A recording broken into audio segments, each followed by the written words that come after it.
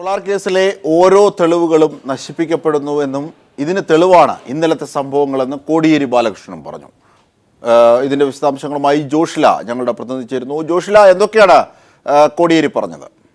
അജിംസാദ്, solar കേസിലെ തെളിവുകൾ ഓരോന്നായി നശിപ്പിക്കപ്പെട്ടുകൊണ്ടിരിക്കുന്നതിന്റെ തെളിവാണ് ഇന്നലെ നടന്ന സംഭവ വികാസങ്ങൾ എന്നാണ് കോടിയേരി ബാലകൃഷ്ണൻ പറഞ്ഞത്. CD കാണാതെ പോയതിൽ ദുരൂഹതയുണ്ടെന്നും അദ്ദേഹം പറയുകയുണ്ടായി. സരിതാസ് നായർ പത്തനംതിട്ട ജയിലിൽ നിന്ന് എഴുതിയ കത്ത് പിടിച്ചെടുത്താൽ ദുരൂഹത നീങ്ങും.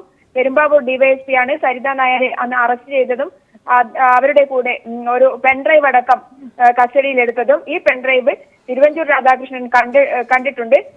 ഈ പെൻഡ്രൈവ് പുറത്തു വന്നാൽ കേരള സർക്കാർ താഴെ പോകും എന്ന് തിരുവഞ്ചൂർ രാധാകൃഷ്ണന് മനസ്സിലായിട്ടുണ്ട്. തെളിവുകൾ അതുകൊണ്ട് തന്നെ നശിപ്പിക്കപ്പെട്ടുകൊണ്ടിരിക്കുകയാണ്.